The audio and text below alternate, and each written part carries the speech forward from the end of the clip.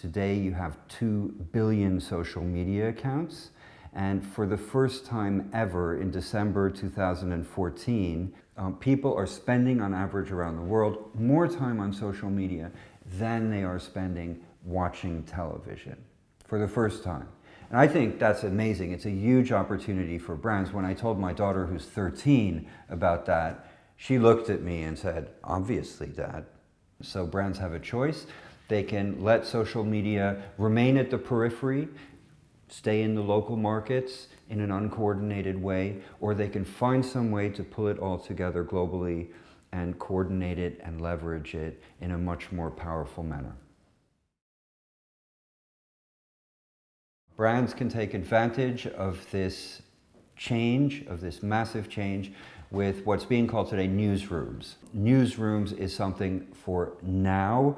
Nestle has created a global newsroom to manage its reputation. Adidas has newsrooms.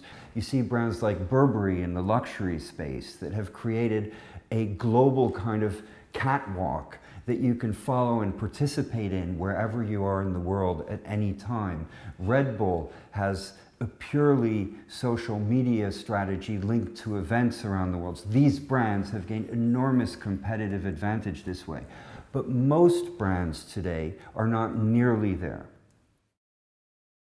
It's a cliche to say that the world is becoming smaller and smaller. I think in many ways that's wrong. The world is becoming faster and faster. Around the world, people with globalization hold more and more on to their own individual identity and their own cultural identity. And actually, if you look at what the topics of debate are that are most popular in different markets, they're extremely different. Brands really have to understand those cultural differences and how the lingo, the language being used to talk about things, is changing very fast. It's very different in different countries. But the speed means that everything is happening simultaneously. In every market around the world, if you're running a global brand, all kinds of different things are happening simultaneously. So you need to find a way to pull all of that together and have some form of global control of that. And that's one of the things that Newsroom is doing. So it's a huge challenge now for brands to be entertaining, fresh and relevant and on brand in every single market around the world, all the time, hour by hour, day by day. And the way that we think of it is that Newsroom is the CNN for global brands.